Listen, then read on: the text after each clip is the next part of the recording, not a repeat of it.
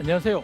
대한민국 최고의 강연 최강 1교시에서 강연을 맡은 행정학자 권선필입니다. 저는 모건대학교 행정학부에서 학생들의 조직에 대한 이해와 공공문제 해결을 위한 역량 개발에 노력을 하고 있습니다. 오늘 제가 나눌 얘기는 자치와 분권에 관한 것입니다. 일상을 살아가는 동네 주민이 주인이 되는 주민자치, 그리고 주민자치가 제대로 되기 위한 기초로서 공동체가 만들어지지 않으면 우리가 태어나서 죽음에 이르는 삶의 과정에서 겪게 되는 근본적 문제를 제대로 풀기 어려울 거라는 이야기를 해보려고 합니다. 그래서 오늘 강연의 주제는 우리 시대 자치와 분권입니다.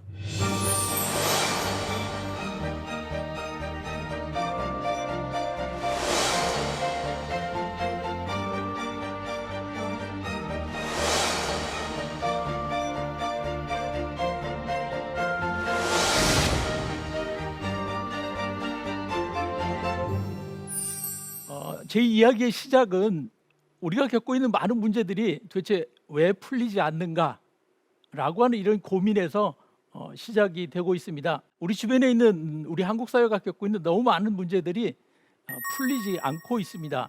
하나하나 이제 생각을 해보시면 그런 생각을 동의하실 것 같은데요. 작년에 우리나라의 국민들이 민원 사이트에 올린 내용들을 이렇게 정리한 걸 보시면 여기 이렇게 많은 종류의 이야기들이 우리가 겪고 있는 민원이다, 불편함이다 라고 이렇게 제안된 거를 보실 수가 있습니다. 뭐 초등학교 문제도 있고요, 출퇴근 대란도 있고요, 소음 문제, 교통 문제, 아파트 문제, 버스 문제, 그동안 코로나 때문에 이제 마스크를 쓰는 문제, 이런 것들이요. 이 중에 무엇 하나 이렇게 똑부러지게 해결되는 것은 사실 경험하지 못하고 있는 것이 오늘날 현실인 것 같습니다. 예를 들어 제가 이제 주민들하고 경험하면서 많은 지역에서 공통적으로 나오는 두 가지 이슈가 있습니다. 하나는 교통 문제고요, 또 다른 하나가 환경 문제입니다. 전국 어느 지역에 가도 이 두 가지 문제에 대해서는 이야기가 안 되는 지역이 거의 없더라고요. 특히 아파트 단지 같은 경우에 이제 가장 많이 이야기하시는 문제가 주차 문제하고 쓰레기 문제, 이 두 가지 문제를 이야기하시는 것을 많이 들었습니다. 이 중에 이제 도시 교통 문제 같은 경우도 왜 이게 안 풀리냐면 이게 단순히 그냥 교통 문제가 아니고요, 그 안에는 복잡하게 여러 가지가 섞여 있습니다. 교통 혼잡 문제도 있고 주차 문제도 있고요. 주차 문제도 동네마다 다 다릅니다. 아파트 단지는 아파트 단지대로, 또 상가 지역은 상가 지역대로, 단독주택 지역이나 다세대 주택 지역은 또 그 나름대로 문제가 있고요. 또 안전 문제가 있습니다. 교통사고가 여기저기서 일어나게 되죠. 교통사고라고 하는 것도 자세히 보시면 또 다양하게 있습니다.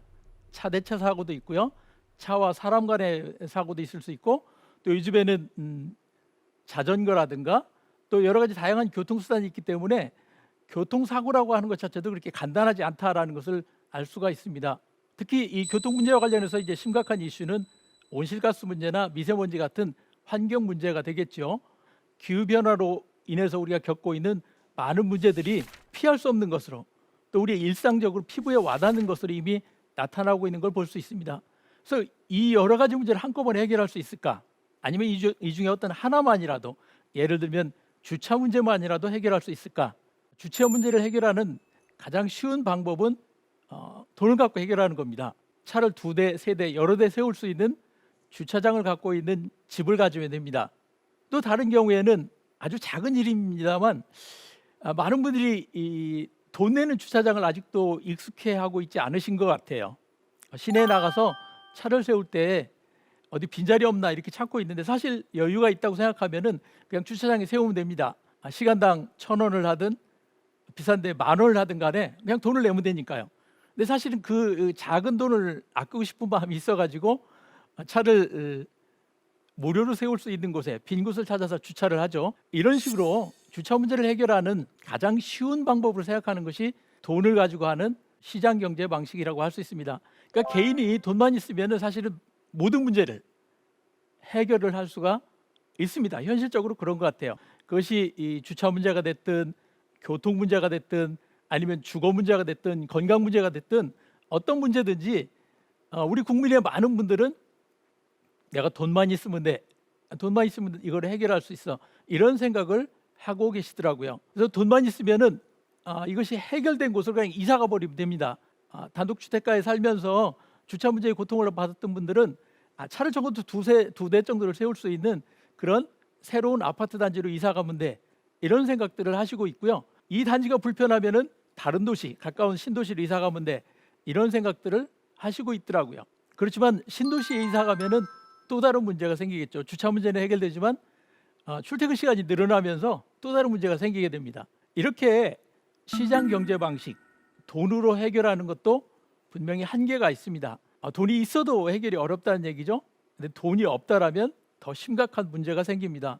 돈이 없으면 해결의 기회, 해결의 가능성이 점점 줄어들고 있는 것이 우리 사회의 현실이기도 합니다. 그래서 그 반대편에 국가에 의한 개혁 경제에 대한 생각들이 아울러 있습니다. 그래서 우리 동네 주차장 만들어줘, 우리 지역에 주차 시설을 더 많이 해줬으면 좋겠어, 이런 요구들을 계속 하고 계십니다.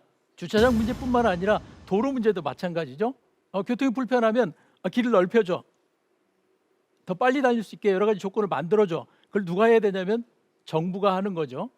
이렇게 이 두 가지 해결 방식, 돈의 중심이 된 시장 경제하고 정부가 중심이 된 계획 경제, 이 두 가지 방식, 정부에 의한 방식과 시장에 의한 방식이 기본적인 문제 해결 방식이라고 우리는 생각을 하고 있습니다. 이 중에 이제 시장에 대한 방식보다 이제 제가 말씀드리고자 하는 건 바로 이 정부에 의한 방식이 되겠습니다. 중앙 정부에는 각종 법이 있습니다. 주차장법, 그리고 그에 따른 시행령, 시행 규칙 같은 것들이 있고요. 다양한 부처가 관련이 돼 있습니다. 예를 들면 주차 문제와 관련해서도 장애인 주차 시설과 관련해서는 이것이 이제 교통 관련 부서의 업무가 아니라 복지 관련 부서의 업무가 됩니다. 그러다 보니까 이제 주차 관련해서도 다양한 부처가 관여를 하게 되죠. 이것이 중앙부처의 밑으로 내려오면은 우리 광역시, 부산시드 또는 경상북도, 경상남도 이렇게 광역자치단체에도 여러 개의 부서가 있어서 주차 문제를 해결하려고 노력을 하고 있습니다. 이 광역자치단체 밑으로 내려가면 이제 기초자치단체가 있어가지고 시군구라고 하는 거죠.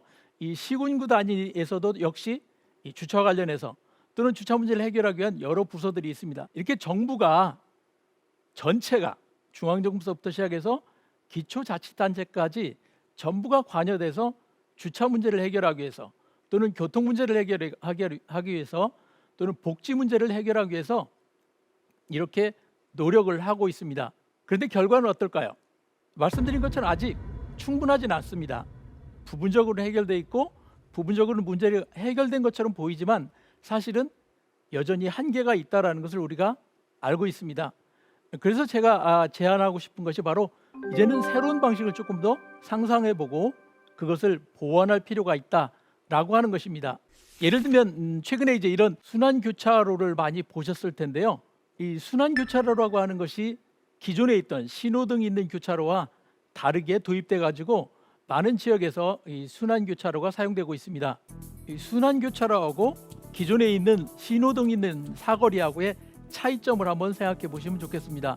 이 두 가지는 교통 문제를 해결하는 방식에 대해서 분명하게 다른 관점을 가지고 있습니다. 신호등 방식은 복잡한 규칙을 갖고 있습니다. 여기 복잡한 규칙이라고 하는 것은 등의 종류가 세 종류만 있는 것이 아니라요, 그 중간 단계도 있고 순서까지 생각해 보시면 상당히 복잡하다라는 것을 아실 수 있습니다. 그에 비하면 회전교차로는 단순한 서너 가지 규칙을 가지고 있습니다. 예를 들면 교차로 안에 들어온 차가 우선권이 있다, 그리고 먼저 들어온 차가 먼저 나간다, 이런 정도만 지키면 대략 회전교차로를 빠져나갈 수 있죠. 그래서 이 신호등 방식에 비하면 회전교차로는 간단한 규칙을 가지고 있습니다. 또한 신호등 방식은 처음에 규칙을 어떻게 잘 만들 것인가가 대단히 중요합니다. 신호가 바뀌는 순서를 얘기하는 거죠. 순서를 어떻게 정해놓느냐에 따라서 계속 전체가 그것을 따라야 하기 때문에 이 신호 체계를 잘 만드는 것이 신호등 방식의 효과를 결정하는 요인이 됩니다. 그런데 이에 비하면 회전교차로는 규칙에 대해서 참여자들이 얼마큼 따라주는가가 훨씬 더 중요합니다. 따라주기만 하면은 문제가 계속 해결이 되는데 따라주지 않으면 이제 한계가 있는 거죠. 신호등 방식의 경우에는 지속적인 운영관리 비용이 필요합니다. 이거 전기가 계속 공급돼야 되니까요. 근데 회전교차로는 한번 만들어 놓으면 그냥 계속 사용을 하게 되죠. 요점 중에 한 가지가 바로 이 부분인데요. 신호등 방식은 규칙을 정하는 사람, 다시 말해서 신호등을 설계하는 사람이 똑똑해야 효과가 납니다. 전문가나 결정을 잘하는 사람이 효과가 난다는 거죠. 이에 비하면 회전교차로는 참여자가 똑똑해야지, 참여자가 적극적이고 규칙을 잘 지키는 이러한 사람들이 돼야 효과를 낼 수 있다는 근본적인 차이점이 있습니다. 바로 이 다른 차이점이라고 하는 부분이 이제 제가 강조하고 싶은 새로운 방법, 새로운 방향이라고 하는 어떤 예가 되겠습니다. 우리 사회가 그동안에 이 신호등 방식으로 운영이 되었다면, 그리고 그 신호등 방식을 운영하는 주체가 정부였었다면은 이제는 회전교차로 방식으로 좀 바뀌거나 보완될 필요가 있다라는 겁니다. 신호등 방식이 갖고 있는 한계, 줄이 너무 많이 기다리게 되는 경우가 많고요. 어떤 때는 사실 기다린 차가 한 대도 없어서 그냥 가도 되는 상황인데 가면 안 되죠. 그러면은 신호를 어긴 게 되니까 뭐 이런 걸 많이 겪으실 겁니다. 그래서 신호등 방식이 좋은 점도 있는 것 같지만 사실은 불편하고 비효율적인 점도 상당히 많이 있습니다. 그렇다면은 신호등 방식이 아니라 회전교차로 방식으로 할 수 있는 데가 있다면 그 방법이 도입될 필요가 있고, 이런 방식이 우리 사회 속에서 더 많이 도입되어야 된다, 이렇게 얘기할 수 있겠습니다. 그래서 신호등 방식은 전문가가 설계한 기계적 방식이다, 기계처럼 움직이는 거니까요 전체가, 또 하향식이다, 이렇게 얘기한다면 회전교차로는 집단지성으로 만드는 공동체 방식이고 상향식 방식이라고 얘기할 수 있습니다.